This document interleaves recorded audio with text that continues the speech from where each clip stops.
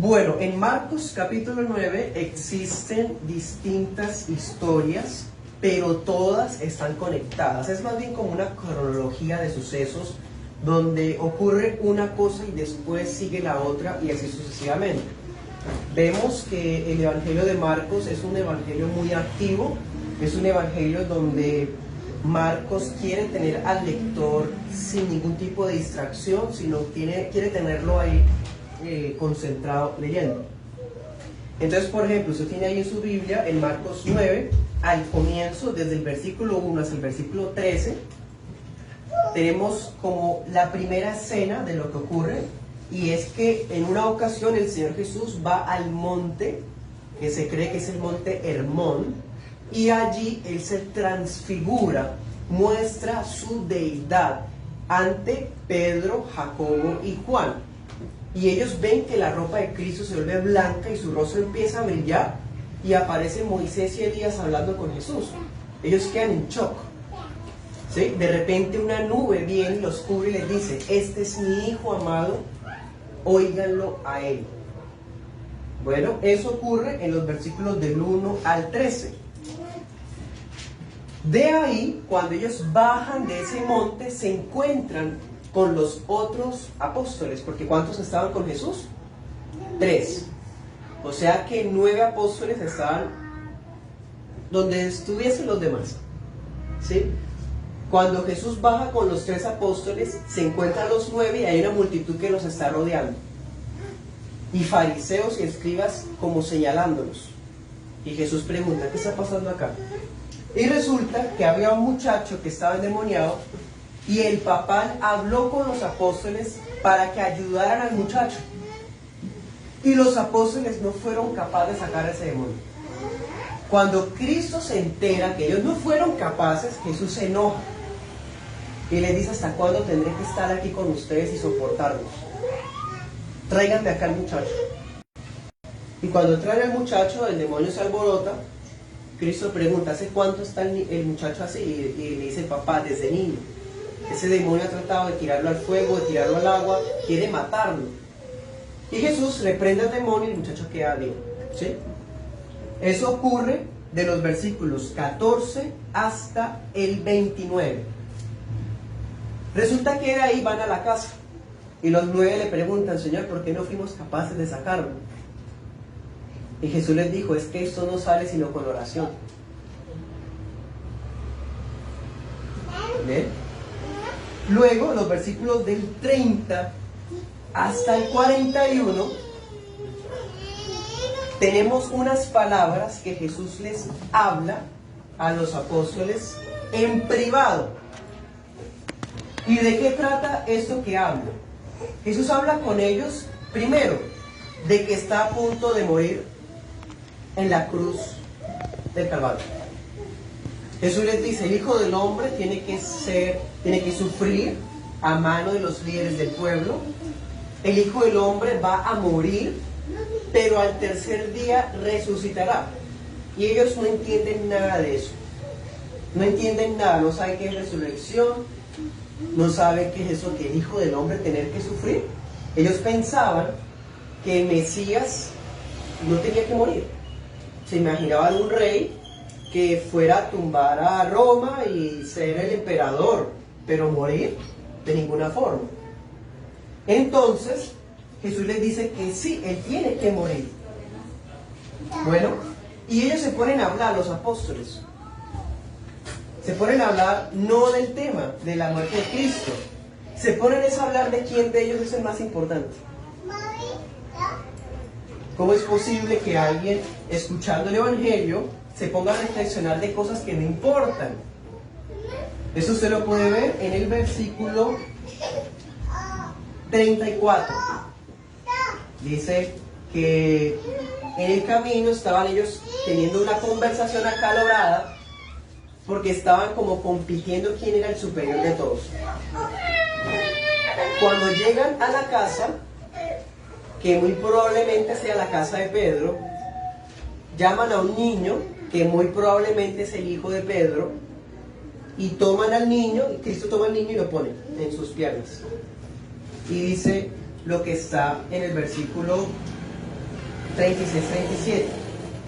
El que recibe mi nombre a un niño como este, a mí me recibe. El que me recibe a mí, recibe al Padre, que fue el que me envió. ¿Cierto? Entonces los discípulos sacan un tema, como cambiando de tema, versículo 38, el apóstol Juan dice: Señor, encontramos a un fulano sacando demonios, pero no es de nuestro grupo. Y el Señor les dice: ustedes, ¿por qué lo impiden? No lo impidan, porque nadie que haga un milagro en mi nombre va a hablar mal de mí. El que no esté en contra nuestra está a nuestro favor. Y empieza luego Cristo a decir lo que está del 42 hasta el final, y es: cualquiera que haga tropezar a uno de estos pequeños, mejor le fuera atarse al cuello una piedra de molino y lanzarse a lo profundo del mar. ¿Ven? Eso es Marcos 9. Es un poquito extenso. Ya estudiamos todas las historias versículo a versículo. Hoy vamos a unirlas todas y encontramos esta temática, la senda de la cruz. Bueno, vemos algo que se conoce en teología como la doctrina de la humillación. Jesús, siendo Dios, siendo el Hijo de Dios, tomó forma de hombre. ¿Para qué? Para poder compadecerse de los hombres, de los seres humanos, ¿sí? Tomar nuestra debilidad. Siendo Dios, se hace de bebé, algo que se supone que la gente va a celebrar este mes, pero quién sabe si de verdad lo estén haciendo por eso. Pero se hace bebé, y este bebé crece, niño, adolescente, adulto, una persona, un hombre, un varón con necesidades, limitaciones, ¿sí? Sujeto a la ley de Dios. Entonces, ¿qué es eso? Humillación. Dios Altísimo se humilla porque toma la condición de una criatura como nosotros, se coloca bajo la ley que Dios nos colocó a nosotros, ¿sí? Y se coloca bajo las limitaciones. Él mismo voluntariamente retiene su deidad. Usted puede leer, por ejemplo, en Lucas, que dice que Jesús, cuando era niño y empezaba a crecer, crecía en sabiduría y en estatura. Eso da a entender que Jesús aprendía. Siendo Dios, ¿cómo es que Dios está aprendiendo? Dios no puede aprender. Ahí vemos el misterio de las dos naturalezas de Cristo, porque Cristo es Dios, pero es hombre también porque se humilló.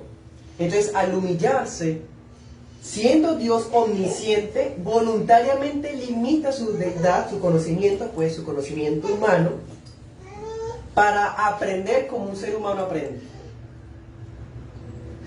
Impresionante, ¿cierto? Esa es la doctrina de la humillación.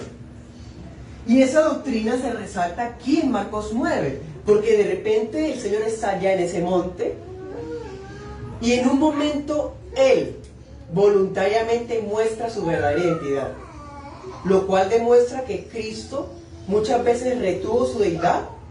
No es que Cristo haya perdido sus poderes, o que Cristo sea dos Cristos, uno Dios, otro humano, o que el hombre vino Cristo sobre él y Jesús se volvió Jesucristo. Tampoco. Ahí estaba Dios, ahí estaba un hombre a la vez. Y una muestra de que voluntariamente él estaba limitando eso es la transfiguración.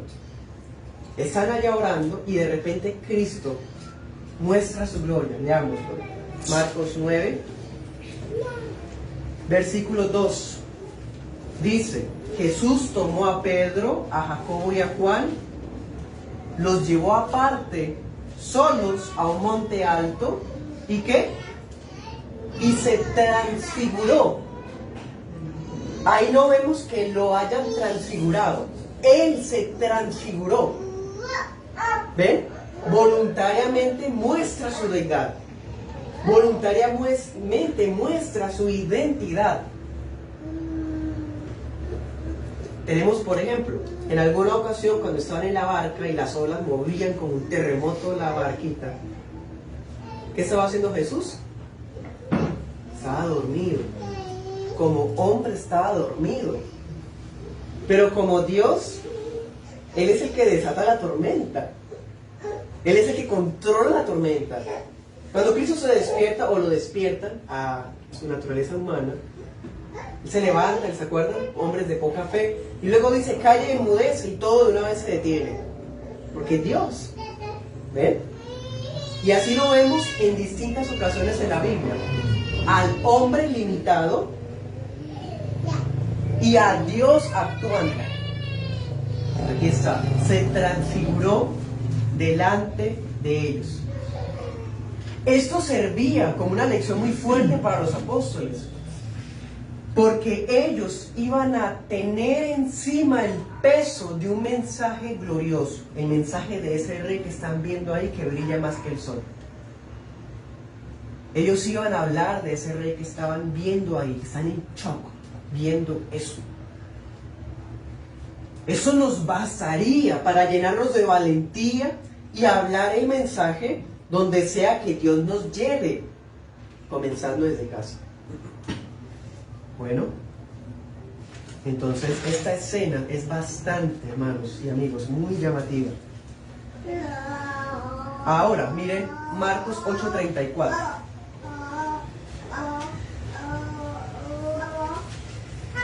Dice, antecito Jesús había dicho esto: si alguno quiere venir en pos de mí, niéguese a sí mismo y tome su cruz y sígame, ¿cierto? Luego, lean 9:1. Dice, también les dijo, ¿sí? También les dijo significa que esto va conectado con lo que estaba hablando anteriormente. De cierto les digo que hay algunos de los que están aquí que no gustarán la muerte hasta que hayan visto el reino de Dios venido con poder. Eso ya lo vimos. Esas palabras se están cumpliendo ¿cuándo? Miren el versículo 2 otra vez. 6 días después. Claro, Pedro, Jacobo y Juan están viendo el reino de Dios con poder, porque el reino de Dios es Cristo, mostrando su verdadera identidad ahí delante de ellos. ¿Sí?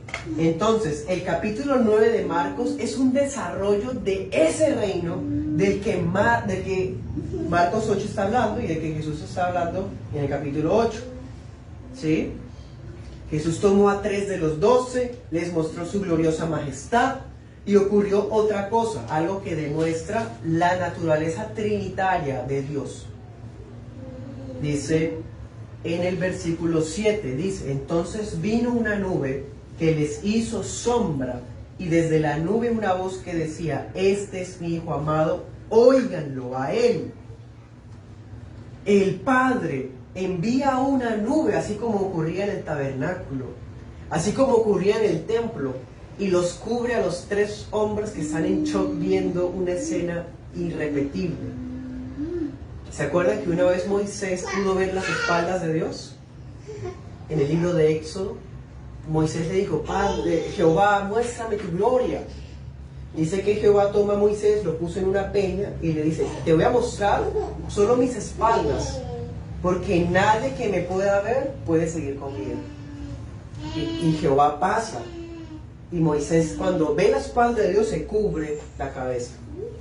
Ahora que estamos viendo 3 hombres, viendo a Dios, siendo protegidos otra vez por Dios, de morir por ver a Dios. La filosofía cristiana, uno puede resumirla de esa siguiente manera. Dios salvando a hombres de sí mismo, a través de Él mismo, para Él mismo, por Él mismo. La filosofía cristiana es cristocéntrica, todo gira alrededor de Cristo, todo gira alrededor de Dios. Aquí el Padre declara la identidad del Hijo. Porque ¿quién es el que está ahí glorificado? Está mostrando la deidad, Jesús está mostrando su deidad. Cuando hablamos de Hijo de Dios, estamos hablando de la deidad, de la naturaleza divina de Jesús. El Padre está diciendo, oigan al Hijo. Los discípulos están estupefactos. Y Pedro, antes de que se les apareciera la nube, dice en el versículo 5, Maestro, bueno es para nosotros que estemos aquí y hagamos 3 enramadas, una para ti y otra para Moisés y otra para Elías.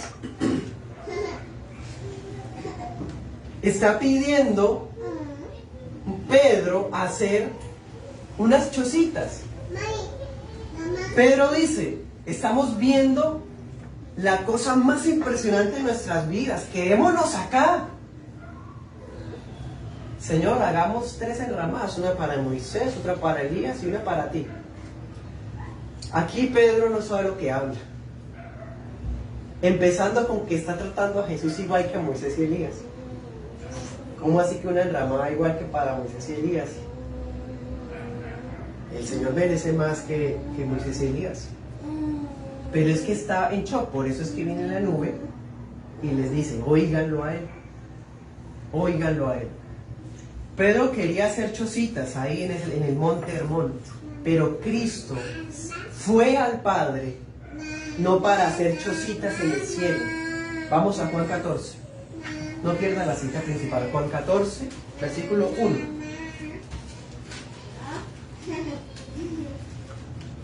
Juan 14, 1.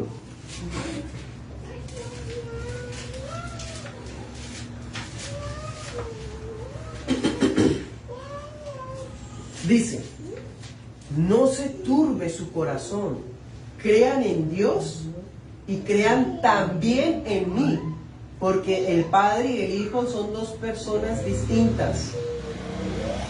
Dice, en la casa de mi Padre muchas moradas hay. Si así no fuera, yo se los hubiera dicho. Voy pues a preparar lugar para ustedes. Pedro quería quedarse en unas enramadas, en unas casitas débiles. Cristo va al Padre y nos está preparando, como dice algún himno antiguo, mansiones celestiales para los suyos. Nos está preparando el lugar en el cielo. Pedro, no pueden quedarse aquí. ¿Sí? Hermanos y amigos, Moisés y Elías representaban las promesas del Antiguo Testamento que estaban a punto de cumplirse en la cruz del Calvario. Lo que ocurre es que el cumplimiento de esas promesas no se iba a llevar a cabo como la gente esperaba. El Hijo tenía que sufrir para luego resucitar. Ahora, si el Hijo de Dios no pudo escapar, por así decir, de los efectos o las consecuencias de hablar el mensaje de la cruz, ¿usted y yo sí podemos escapar? Los 12 no escaparon. La iglesia primitiva no escapó. Pero tenemos ahorita un cristianismo muy débil, pusilánime, materialista. Un cristianismo con un compromiso mediocre completamente. El mensaje de la cruz demanda la disposición al punto de dar nuestras vidas por el mensaje del Evangelio. ¿Qué leíamos ahorita? Si alguno quiere venir en pos de mí.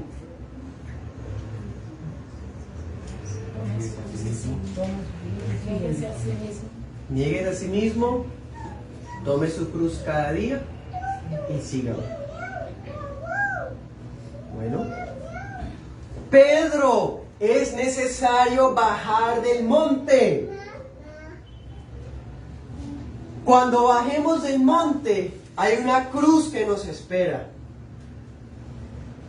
Hay tribulaciones que nos aguardan en los momentos donde hay más fulgor espiritual, donde hay más conocimiento de la palabra, donde uno humanamente, porque somos muy vanos, pensamos que con Cristo entonces todo tiene que ir bien, entonces esperamos que porque conocemos a Dios más, entonces vamos a ser más exitosos o más bendecidos. Esa no es la mentalidad del Evangelio. Después de la gloria y la transfiguración viene la cruz. Pero después de la cruz viene el lugar preparado para nosotros. Bueno, las tribulaciones tenemos que pasarlas, hay mucho trabajo que hacer todavía. Y una prueba de eso es esto. Miremos, volvamos a Marcos 9. Miren lo que ocurre, inmediatamente bajan de ese monte. 14. Dice: cuando llegó a donde estaban los discípulos, o sea, los 9, vio una gran multitud alrededor de ellos y escribas que disputaban con ellos. Y como Cristo no estaba, aprovecharon para atormentar, fastidiar, estorbar a los discípulos.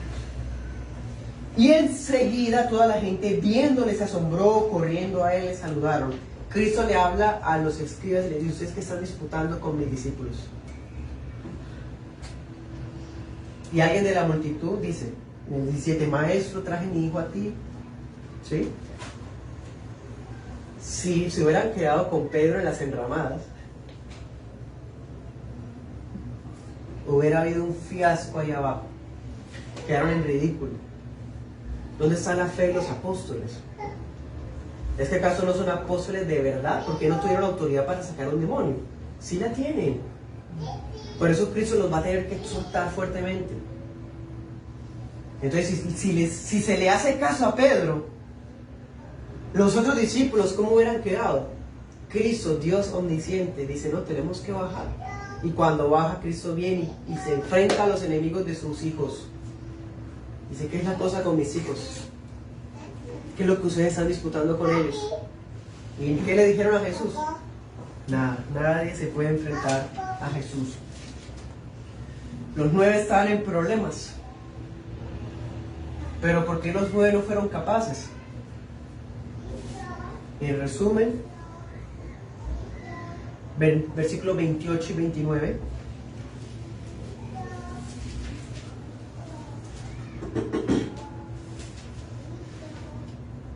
Dice: cuando él entró en casa, sus discípulos le preguntaron aparte. Qué vergüenza, ¿cierto?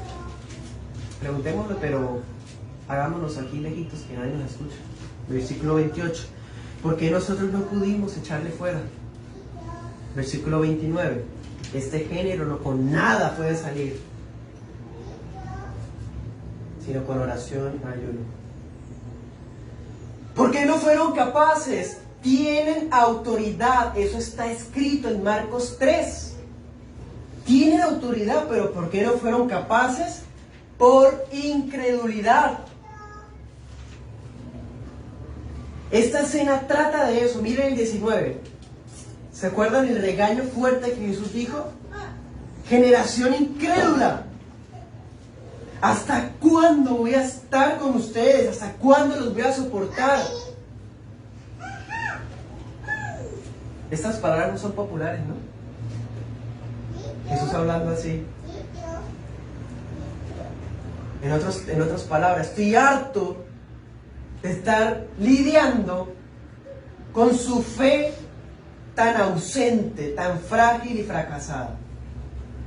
Los exhorta, porque para Dios no hay nada más ofensivo que un corazón incrédulo. ¿Y qué puede ser más frustrante que eso? Alguien que viendo y aprendiendo no cree todavía. ¿Qué más se puede hacer? ¿Qué no han visto ellos? En el capítulo anterior, ¿qué había ocurrido? Se alimentó a 4,000 personas con 7 panes. Había sanado a un ciego. En el anterior sanó a un sordomudo, sanó a una endemoniada a distancia. En el capítulo anterior caminó sobre el mar. Bueno, en fin, ¿cuántas cosas no han visto? Pero no tienen todavía fe. Ahora sí entienden por qué dice: ¿hasta cuándo tengo que soportarlos? Se parece mucho a las escenas de Éxodo, Levítico y Números. Cuando Jehová dice: esta gente me ha tentado 10 veces, les he mostrado mi gloria, les mandé codornices, maná, agua de la roca, esto y esto y esto, y no creen en mí. Porque también vemos el misterio de la Santísima Trinidad. Aunque el Padre y el Hijo son dos personas distintas, vemos la misma frustración, por así decir, de Jehová allá en el Antiguo Testamento. La estamos viendo aquí en el Hijo de Dios, en Marcos, con los discípulos.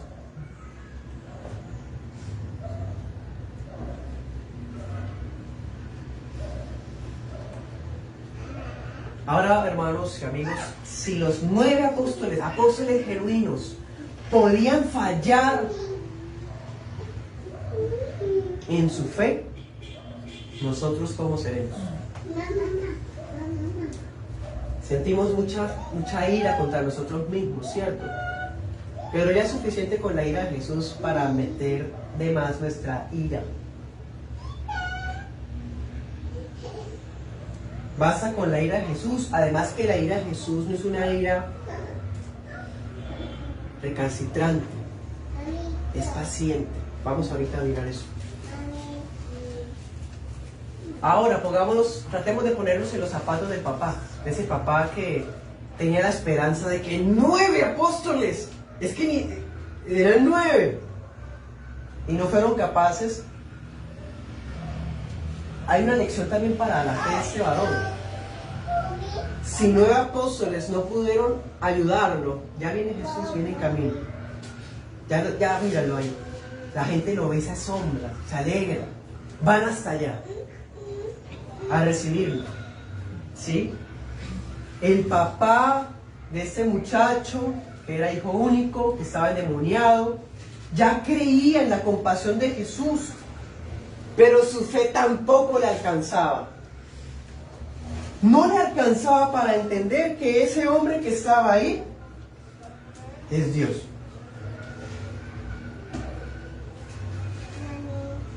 Un profeta, pero Dios Hijo, ese es Dios Hijo. Es Dios Hijo. Versículo 23, Jesús le dijo a ese papá desesperado: si puedes creer, al que cree todo le es posible. Estas palabras no son actitud positiva, no son atracción, ley de la atracción, como el gnosticismo y el paganismo ahora está enseñando y se está metiendo en las iglesias. Eso no es bíblico. La verdadera fe no se enfoca en un carro, no se enfoca en un trabajo, se enfoca en Jesús y punto. ¿Por qué Jesús le dice si puedes creer? Porque el hombre, ¿qué necesita creer? Él no necesita creer que su hijo se va a sanar. Él necesita creer quién es el que le está hablando. ¿Me hago entender? La fe va enfocada en la identidad de esa persona que está ahí. No en que si Cristo es capaz o no de hacer un milagro, porque ya los ha hecho. Por eso es que el hombre confía en él, por eso es que se acerca y lo busca, porque él sabe que ya ha hecho milagros. Bueno, ese capítulo 9 de Marcos no solamente nos muestra la senda de la cruz, también nos muestra la fragilidad de la fe humana. ¿Cuántos tipos de fe hay en el capítulo 9 de Marcos? Vemos a un Pedro que estaba en shock y habla cosas que ni sabe qué está hablando. Luego vemos a 9 apóstoles que no son capaces porque les falta fe. Vemos a un papá que sufre.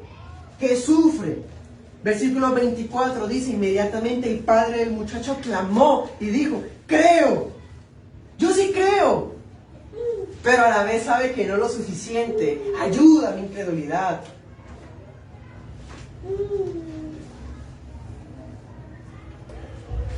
Versículo 27, Jesús tomó la mano del muchacho, lo enderezó, se levantó. Ya, sanado. ¿Qué más tipos de fe vemos en estas escenas? Una multitud que tiene una fe fingida. Una fe que quiere ver milagros. Una fe que se va agolpando, gente que se va amontonando, pero es porque quiere ver espectáculo. Quiere ver prodigios. Tristemente también hay muchas congregaciones cuya misión, visión y objetivo son milagros. para reunir multitudes. Esa no es la fe que Cristo está buscando. ¿Los milagros son reales? Claro que sí, pero no estamos llamados a creer en milagros. Estamos llamados a creer en Jesús. ¿En quién es Jesús? ¿Quién es Jesús para cada uno de ustedes? ¿Quién es Jesús para usted? Para usted. La respuesta a esa pregunta determinará su eternidad, su presente, su futuro. No que si usted cree o no en milagros.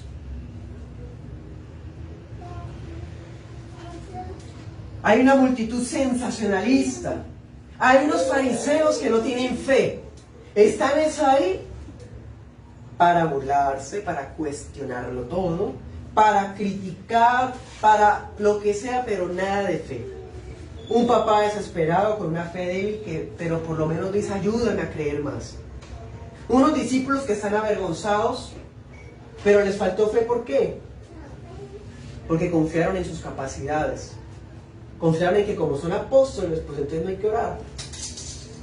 Entonces como somos reformados, entonces pues ¿para qué oremos? O sea, ya tenemos la sana doctrina, pero no hay que orar.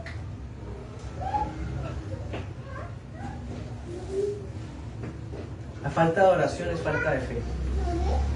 Y no hay más fe si no oramos.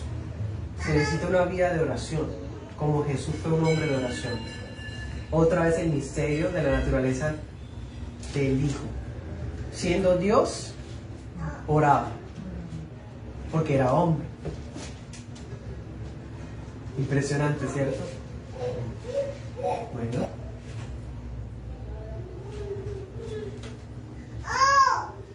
Estas cosas son un cuadro de la vida real. Dense cuenta, Marcos 9 no nos está hablando de un montón de gente perfecta. Es gente que tiene muchísimas falencias. Gente que es incapaz de lograr solos. Gente que necesita a Cristo. Esas personas son como nosotros. Nosotros somos como estas personas. Me pregunto, ¿será que usted encaja con la multitud? ¿Será que usted encaja con los fariseos? ¿Será que usted encaja con los 9? ¿O con el imprudente Pedro? ¿O con el papá que quiere creer pero no le alcanza?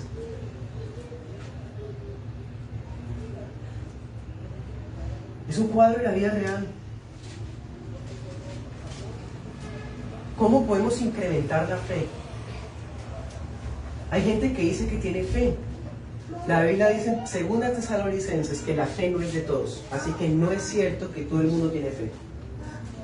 Porque la fe es un don de Dios que viene del cielo. Y ese regalo, Dios en su soberana voluntad ha querido no dárselo a todos. Y eso no le gusta a la gente ahora, pero si no es cierto, entonces ¿por qué hay una multitud incrédula acá que nunca se salvó? Hay fariseos acá que Jesús se dio la vuelta y ya nunca más volvió a intentar nada con ellos. La fe que regala Dios es la fe que se deposita en Jesús. Y esa fe, ¿cómo hacemos para hacerla crecer? Todos recibimos por el Evangelio, por escuchar el verdadero Evangelio, recibimos esa fe. Romanos 14 dice, la fe viene por el oír, la predicación del Evangelio. Entonces, al escuchar el Evangelio, ahí de manera milagrosa, no sé cómo, no sabemos cómo, pero el Espíritu Santo regala fe. Cuando se predica el Evangelio. El Evangelio no es nada más. El Evangelio. Ahora, cuando tenemos la fe, cuando la recibimos gratis, sin merecerla, ¿cómo hacemos para que crezca? Porque nuestra fe es chiquitica. Grano de mostaza, ¿se acuerdan esa parábola de manera reiterada? Es pequeñita, pero puede crecer. ¿Los apóstoles no tenían fe? Sí. Pero era una fe descuidada, una fe conformista, una fe que no estaba avanzando, una fe que no les alcanzaba para hacer un milagro como el que podían hacer por la autoridad que tenían.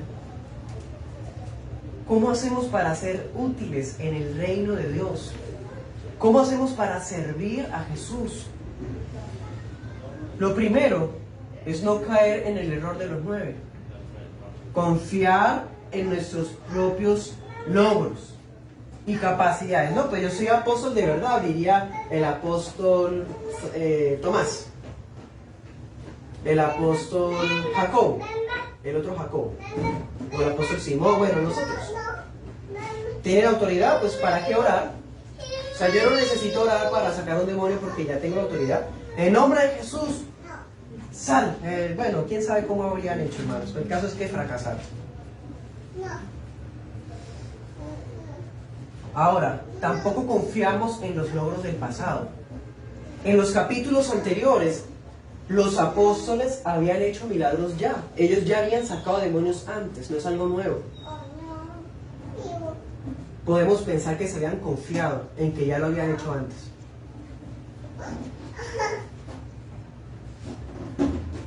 Entonces no podemos confiar en capacidades nuestras o los logros del pasado. No es que yo antes servía, yo antes evangelizaba, yo antes oraba, yo antes ayunaba. Pero es que veo que no hay como... Es algo que debe extenderse en el tiempo.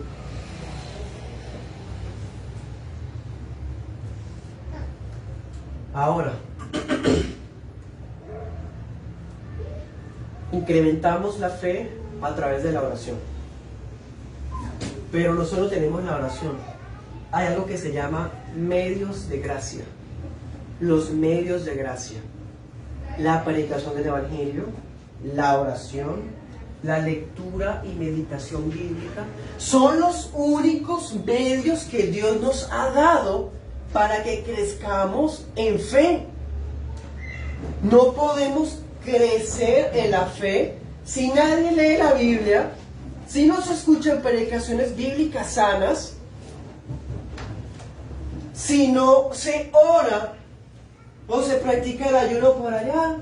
Cuando haya una necesidad así urgente, ahí sí se ayuna. Los medios de gracia nos ayudan a ejercitarnos. Los apóstoles habían descuidado los medios de gracia. Cristo les dice, este género no sale sino con oración y ayuno. ¿Qué significa? Que no estaban orando ni ayunando.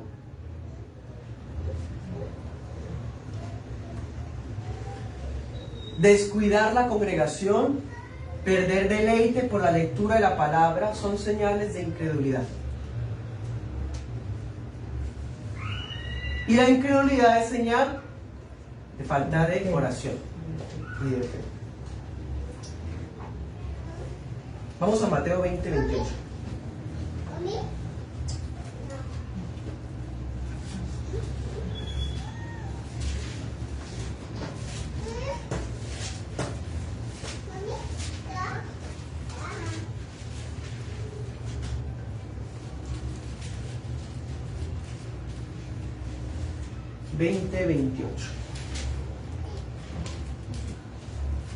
Dice: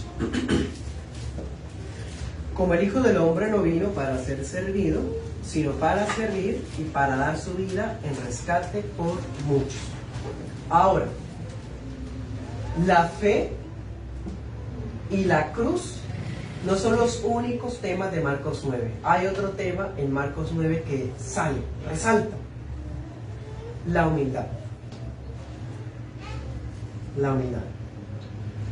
Cuando hablo de humildad, como decía la semana pasada, no estoy hablando de pobreza. Estoy hablando de tener ese sentir que hubo en Jesús. De siendo igual a Dios, se humilla y no solamente pasa nuestras necesidades y toma nuestra apariencia, nuestra semejanza, sino que también se deja juiciar injustamente, se deja clavar en una cruz como un criminal, muere siendo el verbo de vida. El que muere no es Dios, el que muere es la naturaleza humana, por supuesto. Queda en el sepulcro 3 días, como Jonás lo estuvo en el pez. La humillación se extendió hasta ese día, hasta cuando surge el domingo por la mañana. Y por eso el día de reposo cristiano es el domingo, no el sábado. Ahora, todo eso es la humildad. lo que decía al comienzo, la doctrina de la humillación. Esa es la de Cristo, pero nosotros como hijos de Dios también se nos demanda la humillación, la humildad, en nuestros términos sería humildad. La senda marcada por Cristo es una senda de humildad. Volvamos a Marcos 9.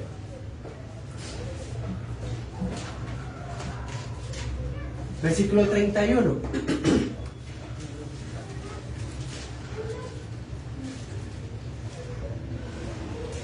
Dice, enseñaba a sus discípulos y les decía, el Hijo del Hombre será entregado en manos de hombres y le matarán, pero después de muerto resucitará al tercer día. 32.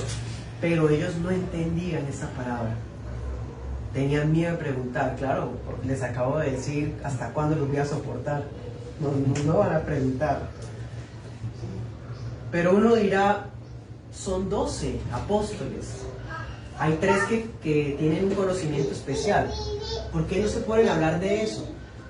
Versículo 33. Iban a Capernaum, bueno, llegaron. Y cuando estuvo en casa, les preguntó, ¿qué disputaban entre ustedes en el camino? 34, qué vergüenza, les da pena decirlo, por eso se quedan callados. Porque en el camino habían disputado entre sí quién había de ser el mayor. ¿No había otra cosa que hablar? Entonces él se sentó, llamó a los 12. Estas palabras del 33 hasta el final del capítulo son solo para los 12, o sea, me refiero a que son una conversación privada que tuvieron, ¿no? Tomó a un niño, lo puso en medio de ellos y lo alzó. Sería un niño pequeño, ¿no? Lo alzó, el Señor Jesús alzó al niño. Y le dice, el que en mi nombre recibe a un niño como este, me recibe a mí. ¿Qué les está enseñando el Señor? Humildad. Los seres humanos queremos ser los primeros en todo. Y dense cuenta de algo impresionante. Miren el versículo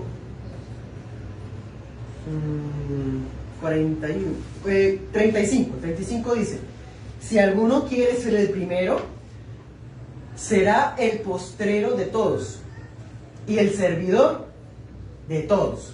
¿Sí? Cristo no está diciendo que querer ser el primero está mal. Bueno, pero déjeme terminar. Lo que pasa es que la forma de ser los primeros en el Evangelio cambia. Aspiren a ser los primeros en el reino de los cielos. Aspiren a ser los mejores de entre todos los hermanos. Pero para lograr eso, hay que ser el postrero y el servidor de todos. En el mundo, ser el primero es ser imponente, ser un rico que humilla al pobre, ¿cierto? En el Evangelio, ser el primero es servirle al otro. Es un llamado a la humildad. La cruz, la fe, la humildad son temas que se dan cuenta que resaltan de Marcos 9. Ellos, en vez de reflexionar en el sacrificio, cuando dice que no entendían, ¿no? Que tenían miedo de preguntar, en vez de reflexionar en eso, se ocuparon en quién era el más importante. Y uno tiene la tendencia de señalar el orgullo de otro. Ay, ese es tan orgulloso, ¿no? Esa muchacha, ese muchacho, ese hombre, esa mujer, oh, es orgulloso, es orgullosa. Somos muy fáciles de señalar el orgullo de otro, pero no nos ocupamos del propio. Y ellos querían competir, cada uno quería ser el primero, pero no un servidor. El que quiere ser servido. Entonces por eso leemos ahorita Mateo 20. El Hijo del Hombre vino a servir, a dar su vida en rescate, ¿qué decía allá? ¿Por todos o por muchos? Mateo 20:28. Lo acabamos de leer. Pero ya dice muchos. Mateo 20:28, por muchos, ahí se las leo. Ahora, dense cuenta. Yo les decía que la ira de Jesús es paciente. ¿Cómo así que una ira paciente? Bueno, en Jesús solamente eso se puede dar, en que el Hijo de Dios tiene una ira que es santa, que es justa, pero también es un Dios compasivo y paciente, claro. ¿Qué es lo que ocurre acá? Cristo con razón podría haberlos amonestado duro otra vez. No está reflexionando del sacrificio de él, que está a punto de llevarse a cabo. Le falta por ahí un mes. Probablemente faltaría poquito tiempo. Y está pensando en quién es más importante. Si los hubiera soltado, ¿no tenía razón? Claro que sí. Pero no lo hizo. ¿Qué es lo que hace? Toma un niño, él se sienta y pone al niño, sí, lo alza y les habla con paciencia. Les enseña. La ira de Jesús es paciente. Ellos necesitan aprender. Por eso llaman niños, se sienta como un maestro y les enseña. Y dice, si alguien recibe a este niño en mi nombre, a mí me recibe. En otras palabras, a los ojos del Señor, todos los que son hijos de Dios son como niños pequeños. Somos niños pequeños. No es que en el cielo haya angelitos con alitas, ¿no? No es literal. Jesús está usando un ejemplo ahí visual, como hicimos hoy con la cena. Alzó el niño y le dijo, reciban a este niño en mi nombre. ¿Quieren ser el primero? Reciban a este niño. Si lo reciben, están recibiendo a mí. ¿Se dan cuenta de la enseñanza tan impresionante que está acá? Ser niños es estar dispuestos a perdonar, dispuestos a colaborar, como las características que hemos estudiado, hemos visto en los niños. Entonces, es bueno ser los primeros, querer ser los primeros, pero definitivamente la forma como lo vamos a hacer es diferente a como el mundo la piensa. Vamos a Isaías 66:2. Los que tengan la Biblia con el Antiguo Testamento, Isaías 66:2 dice, voy a leérselas rápidamente. 66:2 dice, mi mano, dice Jehová, hizo todas estas cosas y todas estas cosas fueron, dice Yahvé, pero miraré a aquel que es pobre y humilde de espíritu y que tiembla a mi palabra. Dios hizo todo, pero Él mira de su gracia, de su voluntad buena a aquellos que son así, que tiemblan ante su palabra con reverencia y que son humildes de espíritu, lo que está enseñándonos en Marcos 9. Bueno, ahora ocurre otra cosa, versículo 38, nos vamos a Marcos 9.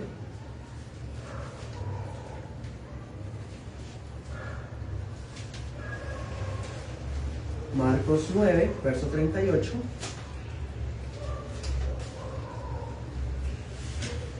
Dice, Juan le respondió, maestro, hemos visto a uno que en tu nombre echaba fuera demonios, pero él no nos sigue. Se lo prohibimos, porque no nos seguía. Versículo 39, Jesús dijo, no se lo prohíba, ninguno hay que haga milagro en mi nombre que luego pueda decir mal de mí. ¿Sí? Versículo 41, cualquiera que les dé un vaso de agua en mi nombre, porque son de Cristo, dice esto, les digo que no perderá su recompensa. Miren que todo esto está pegadito. El niño sigue estando ahí. Cristo les está enseñando y Juan saca otro tema. ¿Quién sabe por qué habrá cambiado el tema de esa forma? Si por vergüenza o si de pronto quería que el Señor lo aplaudiera. Usted hizo eso, que bien, Juan. Tiene que estar con nosotros, porque si no hace parte de nosotros, entonces no es de verdad de nosotros. No, el Señor lo reprende, dice, no se lo prohíbe.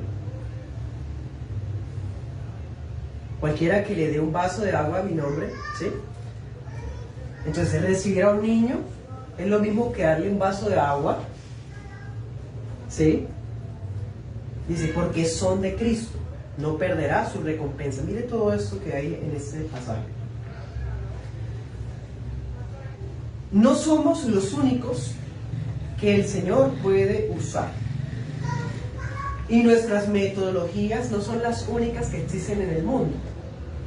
Cuando estuve allá en Medellín, visité varias iglesias locales y pude percatarme de algo. Visité, la mayoría de iglesias que visité también son confesionales como la nuestra, es decir, adheridos a una declaración histórica, como la de Londres de 1689, por ejemplo. Y todas, el 90% entonces, hacían el culto diferente. ¿En qué sentido? Alguna empezaba, no sé, con himnos, otra empezaría con unos anuncios, una empezó con el culto, con la prédica de una vez, unas recogen la ofrenda antes de la prédica, otras la recogen después de la prédica, en fin. ¿Nosotros cómo lo hacemos? Leemos, oramos, cantamos, cena, prédica. Luego se recogen ofrendas, oramos, amén, ya. Nuestra forma no es la forma. No. Pero sí Se deben conservar los elementos bíblicos de un culto: la predicación, los himnos, la recolecta de ofrendas, las oraciones, la lectura bíblica, pero la esencia es la que se debe conservar. Entonces Juan no anda con nosotros, pero por nosotros está.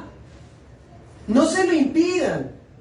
Cristo está atacando algo que había en el corazón de ellos. No solamente había falta de fe, orgullo, sino que también hay sectarismo.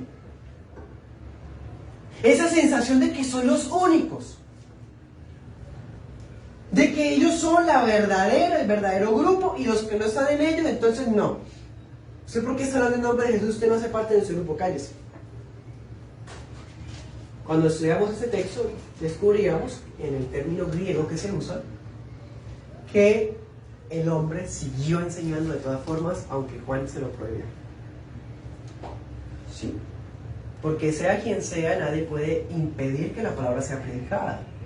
Nadie tiene esa autoridad, esa licencia, ¿no?, de callar, porque si callamos nosotros, las piedras hablarán. Y si hablan las piedras, también será proclamada la palabra por los bebés, por los niños. Bueno, el Señor no va a permitir que la palabra quede en silencio, silenciada.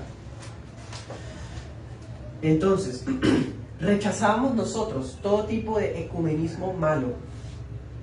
Creemos esto. Miren el versículo 41. Dice: cualquiera que les dé un vaso de agua en mi nombre, ¿sí? Mi nombre, porque son de Cristo. ¿Cuál es la confesión que une a la Iglesia Cristiana Universal, aunque tengan nombres distintos? Nosotros trabajamos en conjunto, la Iglesia Bautista Reformada de Girón, trabajamos en conjunto con la Iglesia Presbiteriana Reformada de Bucaramanga. Tengo conocidos, hermanos, amigos de la Iglesia Anglicana Baja, con comunión con hermanos de la Iglesia Metodista, hermanos de la Iglesia Pentecostal Sana, ¿no?, de la Trinitaria, por supuesto. ¿Qué quiero resaltar con esto? Que somos uno en Cristo, aunque tengamos diferentes nombres. Somos uno, un pueblo. La iglesia de Girón es una con la iglesia de Indonesia, aunque no nos conozcamos nunca a cara, jamás. ¿Sí? Rechazamos el ecumenismo malo. ¿Qué es el ecumenismo malo? ¿Qué es lo que nos une? El nombre de Jesús, que somos propiedad de Jesús. Pero si hay un lugar que se dice iglesia, pero que no creen en la doctrina de la Santísima Trinidad, la deidad de Jesús, la resurrección de los muertos, la segunda venida de Cristo que vendrá a juzgar a vivos y muertos, la naturaleza divina, humana de Jesús, por más de que diga que es iglesia, eso es una secta. Entonces rechazamos el ecumenismo malo, de que vamos a trabajar juntos, sin importar que usted no cree en Jesús. Usted cree que Jesús es un hombre importante, un profeta. No, para mí Jesús es Dios. Y los que creen eso son mis hermanos. Pero si alguien es muy buena gente, muy buena persona, pero rechaza a Jesús como Él es de verdad, ese no es mi hermano. No tiene la fe, no es hijo de Dios. Entonces rechazamos el ecumenismo malo, pero también rechazamos el sectarismo. ¿Qué es el sectarismo? De que hay iglesias que tenemos las mismas creencias, pero no trabajamos juntos porque son de otra iglesia. ¿Qué es eso? El Señor nos guarde, hermanos. Hay veces que no podemos trabajar juntos, pero en espíritu somos uno, podemos orar unos por otros. Por ejemplo, a mí, personalmente, no me gustaría salir a evangelizar con una iglesia, una iglesia carismática, una iglesia pentecostal, trinitaria. Son mis hermanos, pero hay cosas que no vamos a hacer juntos, porque el método de evangelización de ellos es diferente. Por ejemplo, ellos van a decir a la persona: Jesús te ama, acéptalo en tu corazón, ¿sí? Repite conmigo. Yo no creo eso. Él es mi hermano, pero esa metodología no la voy a practicar yo. Porque yo creo que el Señor salva cuando uno predica el Evangelio. Yo no le tengo que preguntar a la persona: ¿acepta? ¿Quiere? Mire que Jesús lo ama. La Biblia no dice que los apóstoles predicaban así. Los apóstoles decían: arrepiéntanse. Arrepiéntanse porque el reino de Dios viene. Esa es la metodología que yo veo en la Biblia. Pero son mis hermanos. Entonces, si vamos a hacer un culto unido y vamos a orar, podemos hacerlo. ¿Me hago entender? Amén. Entonces, rechazamos el ecumenismo malo, que dice que somos uno con gente que son de sectas o de religiones falsas, como el budismo, el islam y todo eso. Pero rechazamos el sectarismo, de decir: no, es que usted cree en que los dones todos están vigentes, entonces usted no es mi hermano. No. Usted cree que usted hace parte de la postura de la escuela crítica de la interpretación bíblica. Yo soy del texto recibido, entonces no somos hermanos. Tampoco. Sobre temas terciarios. Usted celebra Navidad, yo no celebro Navidad, entonces no somos hermanos. Eso son tonterías. Tenemos que cuidarnos de esto que estaba haciendo Juan. Bueno, versículo 42. Cualquiera que haga tropezar a uno de estos pequeñitos, recuerden que el niño sigue estando ahí. El niño está ahí. Cualquiera que haga tropezar a uno de esos pequeñitos, que acaba de decir Jesús, de recibir al niño, darle un vaso de agua, y ahora dice otra vez, ahora dice ponerle un tropiezo, como una zancadilla, diríamos acá. Mejor le fuera si se le atase una piedra de molino. Le está hablando un apóstol. Le está diciendo: ojo, no podemos abusar de nuestros hermanos, porque somos hermanos, entonces vamos a hacerles daño. Vamos a hablar mal contra ellos, vamos a humillarlos, vamos a chismear, vamos a esto y lo otro. Esas cosas también son carnales. Y Jesús, aunque es Padre de todos los que creen en Él, es un Padre que ama y disciplina a sus hijos.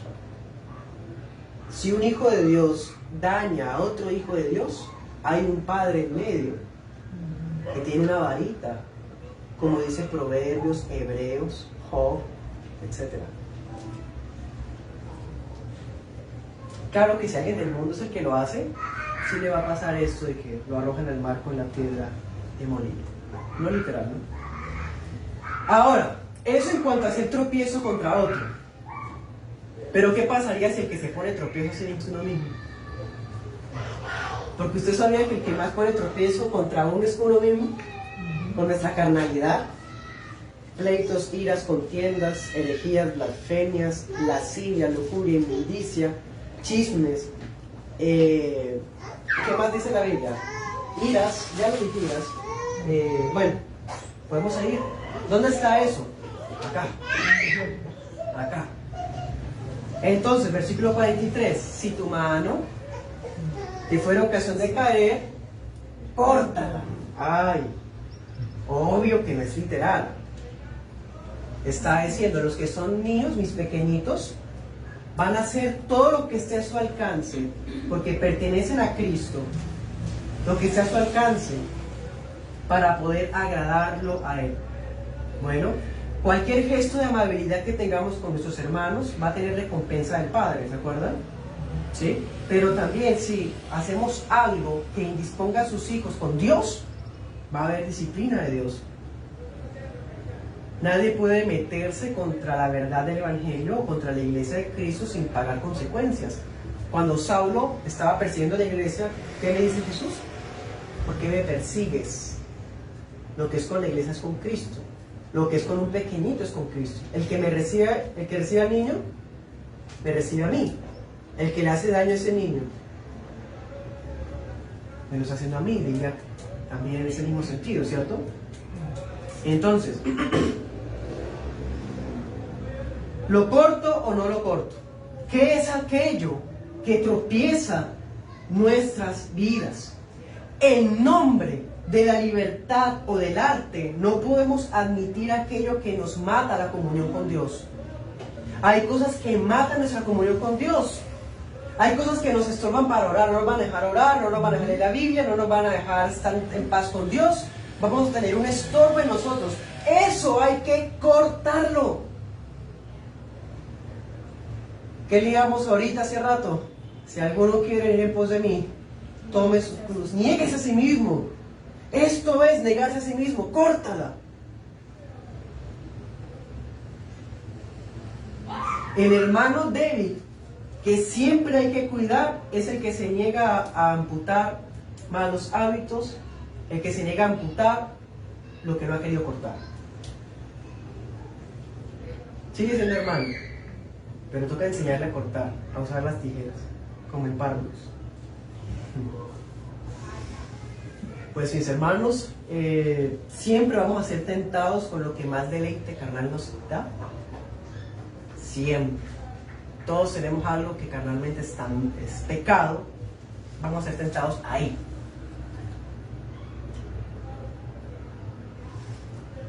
Ahora, cada victoria, cada vez que lo logremos, cada victoria que tengamos no va a ser pérdida de tiempo si al otro día fallamos. Porque es que la lucha es continua. Si logro hoy cortar, mañana tengo que volver a cortar. Porque es como maleza, sale de acá del corazón. La sociedad no corrompe al ser humano. Eso no dice la Biblia. La Biblia dice que el corazón del hombre es engañoso y perverso. Es el corazón, de ahí viene el mal. ¿Por qué no es capaz de controlar su temperamento o lo que usted mira, su lengua, sus sentimientos?